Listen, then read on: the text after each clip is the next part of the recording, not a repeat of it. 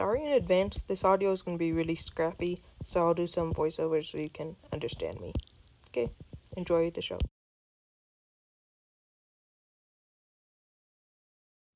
Hey everyone, this is a video I'm going to be showing you how I successfully breed Dubia Roaches.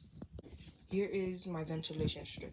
You need this because you need proper airflow throughout the tank or enclosure that you're keeping your Dubia Roaches.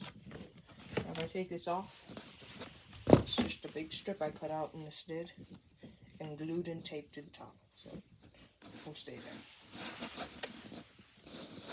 Now, we look in the enclosure itself. You should put a lot of egg cartons in there. This will help for them to hide. Okay, and if you take the egg cartons back, put the egg cartons back, you'll find Dubia roaches. These are 2 females. See if I can grab one. Nope, okay, I'll just check.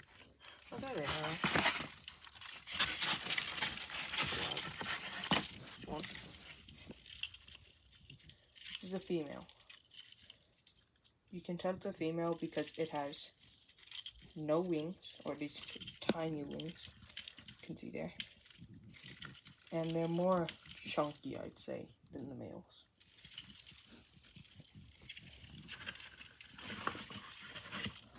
And then this is a male. They're generally smaller and have nice long wings. They can't actually fly. It's more like a glorified fall at most.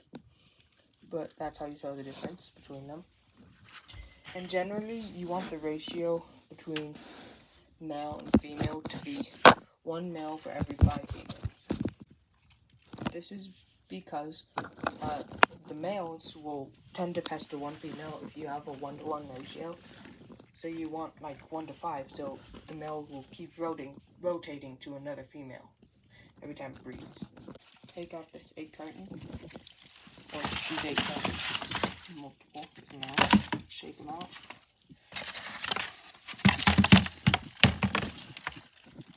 They're pretty robust, so you can like shake them out. It won't do anything to them.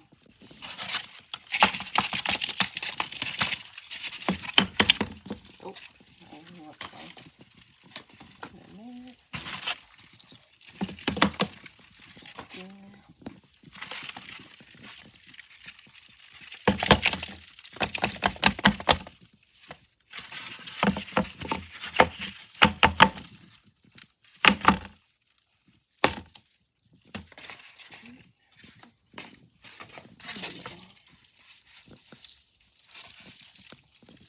And those little black dots all along there is called grass. It's basically just the roach's poop.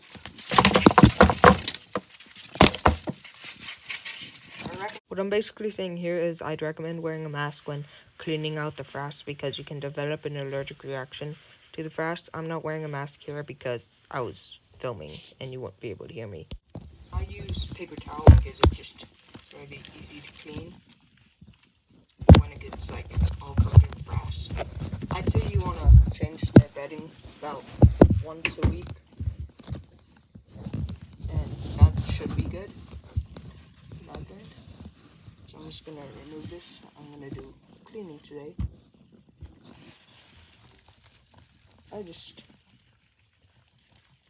I'm gonna go grab a trash bag. Yep. Okay, trash bag acquired. I'm just gonna take out paper towels, put them in the trash bag, and I'll see you in a bit. And just like that, just done. Nope, no. Here are all the roaches. I have about 30. Oh, there's a singular baby. I don't know why there's only 1 baby though. Pretty weird. See if I can take him out.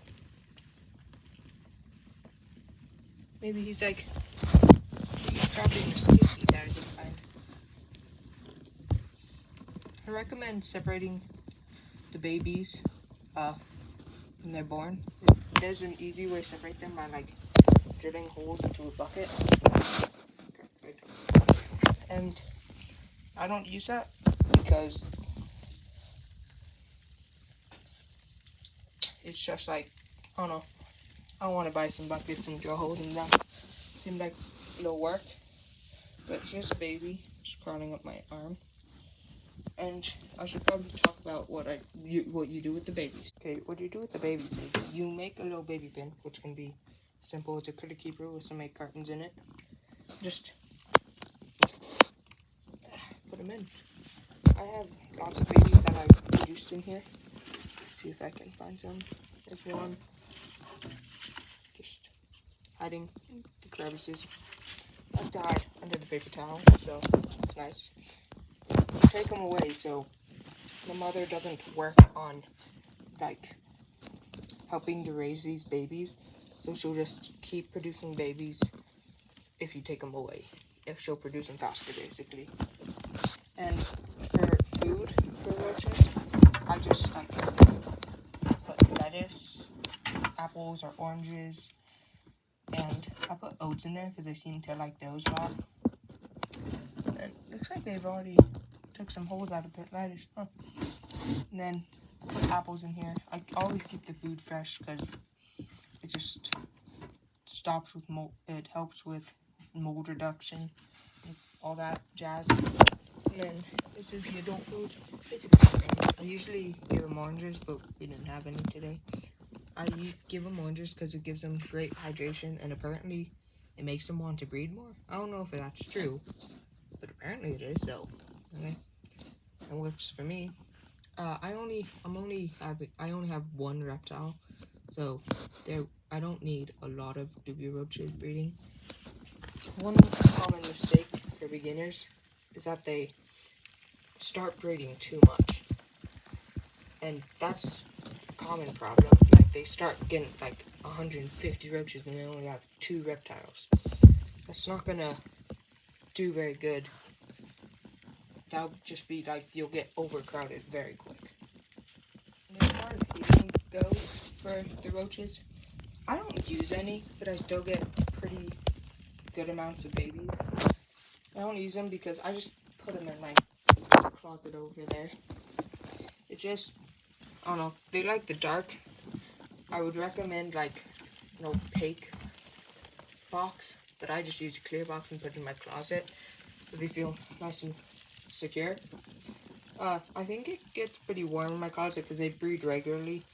People say that if you put heat, that's the only way they'll breed. But I don't put heat at all. They breed just fine. I think if you put heat, they'll breed faster, but I don't need that, so. See if you can hear the roach sound.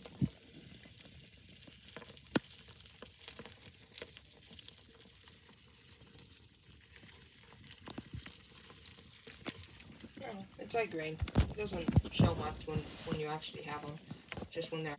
And before I add the egg parts and the food and the roaches, I like to just spray it down. This will help with spreading, and they are from like Central America, so they are used to humid climates. Should be good. Then I like to add my food. I just didn't arrange the food. I put it on a separate paper towel so it doesn't get the other paper towels dirty. So I can just easily change it out.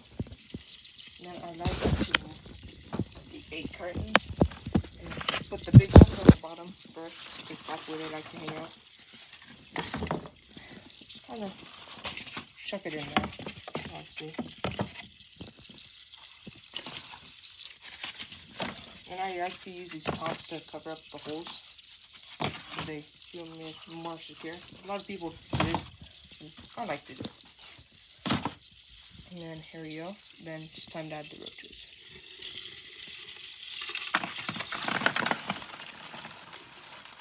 Go.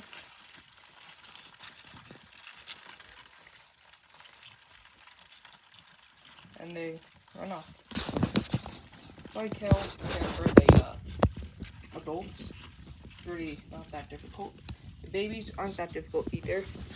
I don't really change it that often, the paper towels that often, because they don't tend to